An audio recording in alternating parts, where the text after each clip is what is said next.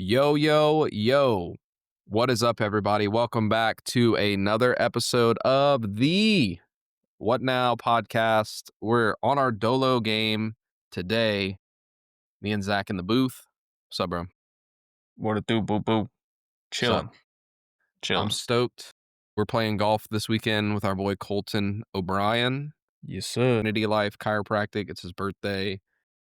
Gonna go. Where are we playing? Bear Creek East Course. What is it? East course? There's two courses? Yeah, that 36 holes. What? Yeah. We should just play all 36. You know, there's an idea. Might be. That's pretty cool. I didn't know that. Mhm. That's close to your practice, right? Yeah, it's like 15 minutes away. That's pretty It's, close to it's me. right next to the airport. I mean, I literally just drove an hour and a half to play this weekend with my Mhm. father-in-law. So Yeah. 15 minutes pretty close to me. Yeah. Nice, dude. Nice. How's things going for you? Dude, things have been trending. As I mentioned before we clicked record, going up into the right. Things are feeling good. That's good. I'm working on fixing my slice, so golf ball is not up and to the right as much as it used to be. But it's nice, man. Cool. Today, Can adopt the Morgan's adopted her new scoring policy, which is rather than keeping score, it's keeping track of lost balls versus found balls. So if sure. she finds two balls and loses a ball, technically she's only one under. So Yeah, I was like, there you go. It's a great that's way. true. It's whenever I hit my nitro in and I finish the hole with the Pro V1 Mm-hmm. with the pink or yeah, I'm hitting the white nitro, and I finish with the lime green chrome soft. Yeah. Yeah. Those are the best. Oh, nice. Classic. What about Let you, us bro? know, guys. Do you play the found ball that you have? Usually, I tee off with the found ball because then if I especially over water, if I dink it, then like wasn't my ball. Yeah. You're net neutral there. Yeah, it was just I was getting it out there, But nice, dude. I've been having some conversations with some of our friends that are in. I guess I've been calling it more like launch mode than like startup mode. Okay. Cause like I feel like launch mode is more when you're like in your first like 2 months, 3 months, like really building that momentum. Like launch, how do you launch the practice? Like Yeah. like 3 months before, the 90 days before you open and the 90 days after you open, I feel is like considered like launch territory where you're like, Yeah. dude, we're brand new. We're like just getting into it. I've been Don't know having what some, we don't know. yeah, like I don't know what I don't know. I haven't gotten anybody in. I know what my ideas are, maybe, but I'm just trying to figure it out. I know that I want to have my own practice. So I've been talking to people about that, which has been cool. Mm-hmm. Some fun conversations. And the things that have been really common, they were talking about, I was talking about like what are the 3 key things that you need to like set your your practice up for success. Did we Yeah. talk about that? I'm sure we have a long time ago. Maybe. But we'll talk about that today. So I want to kind of hear your thoughts about these. But the 3 things that I think are like super foundational that if you get them right from the jump in your practice, you can have it from day 1 all the way to the end. Like, because like your pricing will change, your marketing will change, your Mm-hmm. staff will change, your systems will change, all of those things. But I think that if you get these 3 things right from the jump, then like you're good for the long haul. Okay. Just from what I've seen. And I think Yeah. the 3 things that you need, they're all software. Mm. You need a good EHR, you need a good CRM, and you need a good payment processing system. Yeah, I think we have talked about this. We have? Oh, okay. Well, But I mean, I think we can. I mean, the last time we talked about it, I was considering switching to Chiro HD. I don't know if I had fully switched I think over. we had briefly mentioned about it, but yeah. So like we talked about EHRs and stuff a lot, but like why do you think it's good to get it right? I mean, just in my own personal experience, I've now switched a second time. So I started with Jane, and then we were processing a frick ton of super bills just with our demographic that we see. They wanted that reimbursement, and they could. Switched over to Platinum, wanted them to be cloud, and then they never ended up being cloud. And then we're with Chiro HD, which is kind of, to me, the combination of Platinum and Jane, where it's cloud based, it's really user friendly, it's simple, but also really in depth with what it can do from a super billing, charting, notes, insurance, PI, all the sorts. Yeah, I think the reason that, like, all 3 of these softwares are important because, like, they're things that you have to do. You have Yeah. to be able to, like, medically, like, as a doctor, you have to be able to, like, keep your patient data. You gotta be able to process patients. That's your EHR. Your CRM, you gotta be able to communicate to people. It's Mhm. all your messaging, emails, all that stuff. And then your payment process, you gotta be able to get paid. Yeah. And, so I know that you've used a couple different CRMs, like, what CRM are you on now? Right now we're with HubSpot. Um, Still, yep, in a 1-year contract with them. Which I personally have liked from an email standpoint. So we send out, which is definitely something in that startup mode, uh, 90 days before, 90 days after that I would definitely recommend since you have that time, is some form of a weekly or bi-weekly newsletter of some sort. Um, I've really liked and I've switched my model similar to Hormozy, um, where it's the Mosey Minute. So it's basically a weekly email that you can read in under 60 seconds. But I like HubSpot from its ability to create an email, send it out, Pretty track, simple, pretty simple. good metrics. I was using Constant Contact for a long time, but I was also using Go High Level. And so each week I basically had to download my Go High Level contacts, add them into Constant Contact. It took maybe an extra 2 or 3 minutes. So it really wasn't too long. Constant Contact was pretty good, but now it's all in one spot with HubSpot. Yeah. I like HubSpot. We use HubSpot. Keeps all of our stuff there. It's pretty easy to send. Hmm. Downfall is it's pricey. If, you Yeah. weren't trying to if you were in, like, launch mode, budget is tight, what kind which C I would I would definitely recommend Go High Level. I don't think I spent enough time figuring out how to properly email. Um, Through Go High Level, that was one. But what's, like, the pricing difference between HubSpot and Go High Level? Like, I've never used Go High Level, so I don't know. I believe at least for like the price point I got HubSpot at, if you break it down from a monthly standpoint, it's like 450 a month. Yeah. Um, and then Go High Level is 97 a month. Wow. Yeah. Oh, well, I would definitely use that then. I've been telling people to use Flowdesk, but, like, I mean, I know Flowdesk, like, is kinda there. Flowdesk is really mainly just for emails and everything. Go High Hmm. Level is more of, like, a true CRM. Yeah. Flowdesk is more like an email platform, Hmm. which I think that, like, getting started, you could probably just use that, but Yeah. if you Go High Level is $97 a month, I would just do that because I mean, Flowdesk, I'm sure, is, like, $69 or something. I Yeah. I don't think know. you can easily get Go High Level, pay someone $400 or $500 to help you build it out That's the and go thing, from though, there. is you gotta Yeah. build it out. That's the Yeah. hard part, and, Yeah. like, Like if you're not using Patch per se to build out your HubSpot, I don't know how valuable it would be. dude, there's no way I could figure it out. There's no way. I still don't do that. So if you're bootstrapping, Go High Level is for sure the way to go, Yeah, or Flowdesk. yeah. Or I would just take, like I would take, like, the Making Moves, like, Travis's course and see if, like, Mhm. it'll teach you how to do Go High Level. It I don't 100% does. I would definitely recommend. yeah, I think I there's so much. I mean, whether you're going to do Facebook or Instagram ads, regardless, I think you learn. I think Travis does such a good job in that course breaking down marketing from a chiropractic standpoint. That's just valuable to know. yeah, I would definitely take some sort of, like, marketing course, have some sort of marketing team, Hmm. unless you, like, went to chiropractic school with a marketing degree, which, honestly, I know, like, some of our friends have. Yeah. I wouldn't yeah, I would not try to, like, DIY your marketing because it's your whole brand position, like, in the community, so, like, I would want to make sure that my practice has a good reputation, so Yeah. I didn't know Go High Level was that cheap. Hmm. That's good, cool, yeah. Last thing I was gonna say, like, dude, payment processor, like, a good payment processor saves you so much money in processing fees, it makes it easier for you to, like, collect Hmm. cards, like, I'm a big Jane guy, I like Jane, Jane works for us. The payment processor side of Jane, no bueno. Very confusing to me. So, like, I'm not a fan of that. So, we have a different payment processor that has an AI integration that basically works into our Jane. I really like that. I have like you said, you switched EHRs, like, a couple times. I've switched payment processors, like, 3 times, and Yeah. I've just been with Fortis the whole time. that's a huge pain because payment processors, it's like they encode people's card data, And Mhm. so you have to, if you're going to switch, you got to ask everyone that you've ever seen ever to give you a card again. And so, like, I know some offices, they keep, like, the card on file, like, in their patient portal, like, a picture of the card, but I still, don't you know gotta how. update it. I don't know how, like, secure that is. I'm not really trying to No. do that. Yeah, that doesn't sound super HIPAA compliant. I don't know if I'd recommend that. Yeah.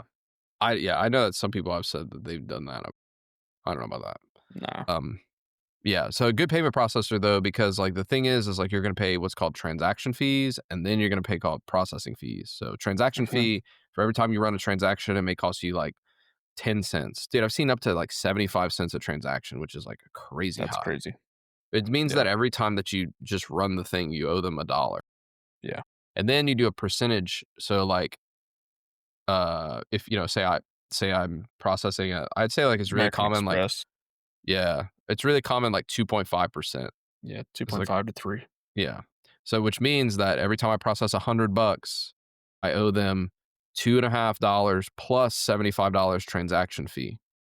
$3. So you owe $3 on every $100 that you spend or that Mhm. you process. So, like, where, like, I'm with a local guy, it's a nickel, 5 cents a transaction, and it's 1% a month on totals. Dang. So And it doesn't matter what card. nope, I can process it all. HSA, FSA, American Express, MasterCard, Visa, That's real nice. whatever else exists. I don't know. Um, yeah, I like it. It's like he's like an independent broker of the Yeah. merchant processing system. Yeah. So it'd be like, I'm an independent insurance agent and I sell Geico. I'm not actually working for Geico. I just use Yeah, you're a Geico's broker. products. Mhm. Yeah. So, dude, I think that those three things are things that, like, get really neglected. I think EHR chiropractors do a pretty good job of, like, studying their EHR and stuff, but I think Mhm. the CRM gets very neglected and the payment processor is kind of like whatever. At least that's how it was for me. Well, no, I think too, just like I mean, I know we've talked in lengths those first few networking events you go to, and it seems like you just get handed 50 business cards. But I mean, if you could take those 50 business cards and actually do something with them, whether they turn into patients or not, Yeah, but you you put get them them in your into your CRM. CRM and you start sending out a weekly or biweekly newsletter, could definitely translate to a lot more. Which when I started, I didn't have a CRM, so I would go to those networking Same. events and just like hold on to the cards, reach out to like 5 or 6 of them via text or email. Yeah, and then it's a lot of messages and stuff to manage. If you toss them in your Yeah, CRM, now you're sending one email to 1,000 people. and then you're building a relationship with them early and often. Yeah, Yeah. I like that. Okay, tell me about your Mosey Minute. For those of you guys who are, like, not writing a newsletter, don't know how to write a newsletter, I am actually in Jared's email course, 97 bucks, 6 There you weeks, go. I think, or 4 weeks, or I don't know. It's a cohort, so I would look out for the next launch, but it's a step by step on how to build your email newsletter, and more so just like how your email newsletter supports your brand and not just like, "Oh, I'm sending an email." Hmm. So that's been really good, dude. 97 bucks to learn how to send emails. Like, it literally can be the foundation of your. I mean, Jared's talking about it. Hmm. He's like, yeah, I made 30 million just doing email marketing. Yeah. So it's like, it's pretty good. I think, I mean, we're talking about Jared Moon, which you can subscribe to his emails. I've learned a ton just from, I think it's like another thing is finding 3 or 4 newsletters that you Hmm. actually enjoy reading and kind of seeing how they write, their style of writing. Jared's one of them. Hormozy's another one. Tim Ferriss was one for a long time. His 5 Bullet Friday. I've been reading that since like college, which is Really? crazy. But one thing I really liked, and I've switched over to like the Mosey Minute, is for a while we were running a pretty lengthy newsletter where I talk like similar to Jared and kind of what Hormozy preaches to, of like having a consistent 3 or 4 things that you talk about and all related to chiropractic in some way, shape, or form. So one week, typically like a testimonial or something that we heard in the office, some type of free tip, if you will, free giveaway of like, hey, if you're experiencing neck pain, right? Speaking to our ideal audience right now, here's like 3 stretches you could do. But then there'd be like our 5-star rating of the week. And then there'd be our like what's happening in the office. And then here's the supplement that I really like. And there was just like a ton below it. So like a ton of fluff. And I felt like it watered down. or it kept the messaging unclear when I really am just sending out the newsletter, one for patient education, patient retention, and then new patient acquisition. And so I wanted to try this new kind of Mosey Minute where it's typically under 250, 200 words, and I send that out. I'm only sending it out twice, but our engagement from those two emails is much higher than it has been in the past. So both from open rates and then people replying as well. Yeah, dude, I haven't sent out a newsletter in a long time. So if you're on our news list, sorry. But yeah, with our move and everything is like kind of changing and stuff, I haven't sent out the newsletter. But where I found the most success with our newsletter, like I was running like a really good one for a while, which is why I'm taking Jared's course. So I have like some more clarity. But I got this app, this AI app, it's called Audio Pen. It's a note taker. Hmm. And I just talk into Audio Pen. And if you get the free version of Audio Pen, you can only record for 3 minutes, which actually is pretty good because then you can't go over your time. And Hmm. so you just talk for 3 minutes. It gives you the notes, and then that was my email straight up. Like I would literally just talk. It would pick up my writing style. It would give me a summary, and then I would just boop. I would copy and paste that. No, like no Nice. editing, nothing like Nice. that. Just because it was just a little easier. It was really quick. I could do it from my phone Hmm. if I had to. But the biggest thing, dude, is like, are you writing each newsletter each week? Or are you like batching them for the month? I mean, that's typically, so like just wrote mine this week. So my typical Tuesday morning, I go for an easy 3 to 5 mile run Tuesday mornings. Easy. Yeah. I mean, no, but it's supposed to be. Um, and then have my smoothie, talk with Morgan for a bit, shower, and then by like 8:15, I'm in front of the computer. And I know Jared is big no not having AI write your newsletter. I've developed a pretty good system in my AI where I write 80% of the email, it rewrites it 80%, and then I fix the 20% to get it to what I want it to be. And so that takes 45-ish minutes. But I typically go in with like two or three ideas, see which one is sounding and like kind of feeling the best based off my tone. And then I pick that one, schedule it. We send ours because we're sending to high performing individuals. We actually schedule ours for like 6:45 in the morning. That's when people are checking their email, whether they're about to send a reel to a friend going to the bathroom, or they're, you know, just kind of perusing through their breakfast. So we send it out then. And so it takes 45 minutes. Nice. 45 minutes for you to get the email done. Yeah. Yeah. But I'm thinking, so like I just sent it out. I'll go in and kind of end of each shift, or if I have 20 minutes in between patients, I'll be like, hey, what are some of the common conversations I've had today, the past week? I mean, how can I address that in the email? Yeah, I mean, that's the biggest thing that I try to do too is like I thought about doing the whole like getting it scheduled out, like trying to be cohesive like with our marketing message. So it's like on Instagram if we're talking about, postpartum depression or latch and stuff with baby, I'm going to try to like talk a little bit about that. But then sometimes it's like I don't know if I necessarily want to talk about that. So usually I just try to think back like what are the common conversations that I'm having and I just will do that.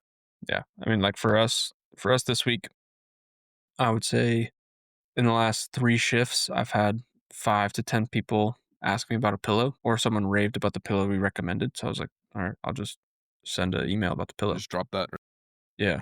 Um, and so that's what I talked about. Sometimes we're talking like 4th of July week. It was like, how can you move your body during a holiday weekend? Like I talked about like 10 minutes is better than zero, 30 is better than 10, an hour is better than 30. So it's like moving your body for a little bit to get you prepped for the weekend is way better than just being like, oh, I don't have the time because it's 4th of July.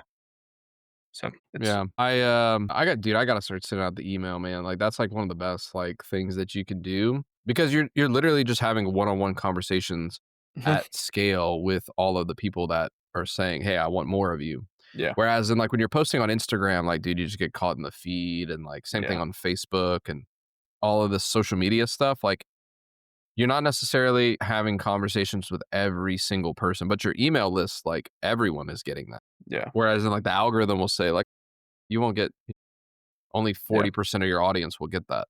And actually, in case you're on TikTok, you're more than welcome to give a follow. But from a creative outlet standpoint, I'm actually just talking on TikTok for like 2, 3 times a day.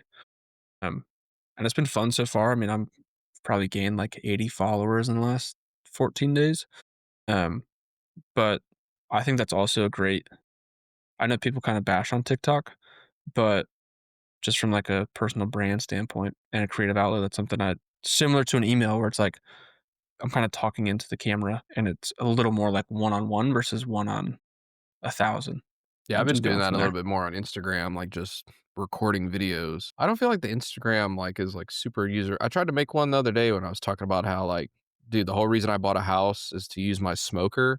And like every time I would like try to start the video, like I couldn't flip the camera to like Mm, show things and stuff. I was like, this is yeah, kind of clunky, yeah, but maybe I should update my phone or something.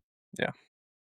Nice, But bro. yeah, but yeah, CRM's definitely helpful there. And I wish I had been doing. I say it all the time. I wish I'd been doing that from the very beginning when there was more time to be out at networking events. And Yeah, dude, that's like the biggest thing is like the hardest part is like like, once you're, like, super busy and actually, like, have a full patient load, you can't work on a lot of these things. So that's why I'm saying, like, EHR, CRM, and your payment processor, like, these are the things that, like, carry, like, a ton of leverage, like, into your business that when you get busier, you don't have to worry about them because, like, they'll stand the test, like, of time and, Mhm. like, they'll scale with you if Yeah, you get a good one. yeah, So that's why I like our stack right now, but the tech stack is important, dude. It just kind of depends on, like, what you're looking at. yeah. And I think too, like EHR payment processing is a lot harder to switch from than CRM. So if you're sitting there like, oh, should I get Yeah. HubSpot? Should I get Go High Level? Should I get Constant Contact? Pick the one that seems the easiest to you and go with that one. And then it's not hard to download a CSV, which is basically like all the contacts, and upload it into Yeah, a new CRM CRM. changing CRMs is pretty simple. Yeah, Yeah, you just literally it's download your not. contacts and move it over. Yeah, that's not something I would like sweat over. I would just pick one, go with it, and go from there. Yeah. So, yeah, what would you say is, like, the difference now that you are, like, using HD full time? I know we talked a little bit about that, but now you're what, like, Dude, 2 months in? yeah, around month 2 of full using it. What's It's that been process been like? Like, okay, walk everybody through what does it take to switch EHRs? it's fun. No, it's honestly Car HD. So what I really appreciate is they have a go your own pace Car HD Academy, which basically walks you through like how to log in. Okay, now you're on the homepage. This is what the homepage entails. Like it was so simple, and again, go at my own pace, so I could knock out a 6-minute video whenever. It wasn't like here, watch this hour-long video that encompasses everything. It's marked out really well. Um, and so once I had gone through, me and my office manager, and we had set up or had an idea of what we wanted set up, we're like, hey, we're ready to go live with Kyra HD. We basically got into our platinum and migrated everything. I have no idea what that looks like from a backend, but they did it. And so they had the logs of basically all of our current and past patients, when their visits were, like all of that, and some of the notes that we had on them from like not like soap notes. They had that too, but like they had a like referred in by blank, husband is blank. So that just like all transferred in super clean. Biggest thing we had to do was reset up care plans of active patients, which really I like asked my office manager, like, how tedious is this? She's like, it's the simplest thing. Like I just see them come in, bing, bong, boom. They're all set up. And then we just sync them back into Fortis, so our payment processor, which also has not been difficult at all because we had the account vaults or they're like accounts already on Fortis. And so it just had to like sync and match. And that's what Fortis did for us. And so that was great. So honestly, the transition from Jane to Platinum was miserable. It took about 3 months. Uh, and it was, I mean, going from Jane, which is super user friendly, to Platinum, which is not, was not fun. But the transition from Platinum to Kyra HD, which is super user friendly, had a great academy, great customer support, was super, super easy. Yeah, that's good. So it wasn't like I've been putting it off because I was like, man, I don't want to go through another EHR shift. But because it was cloud based, because I could work on it at home, it was super easy. So I really really enjoyed it, and now we're 2 months in, and I'm kicking myself for not making the switch sooner, which, I mean, no biggie, We but all are. yeah, it happens, but definitely feel really good. First time I felt really good about a EHR of the 3 that I've had, Nice. where I'm like, That's good. this is ours for the long haul." Yeah, I feel the same way about Jane. I don't plan on switching. I got too much invested into it at this point. It's Yeah. just gonna have to continue You to have grow. Master Jane. No, I You've haven't definitely mastered mastered. Jane. Logan has mastered Jane. There you go. But I don't get a lot of our data from there. I track all of our data from the opposite side. Jane is literally just our scheduling system, Mhm. pretty much. We like it, and then HubSpot does a lot of our heavy lifting. So That's what's cool, important. guys. Nice. Hey, let us know if this was helpful. If you guys are in launch mode, if you are in your startup era, we're here for you. We know what it's like. Let us know what's up. If you guys have been in practice for a long time and you've made a switch, and you know somebody who's looking to support them. But hey, guys, thanks so much for listening to the What Now podcast. We'll see you guys Podcast. on the golf course. Deuces. Peace.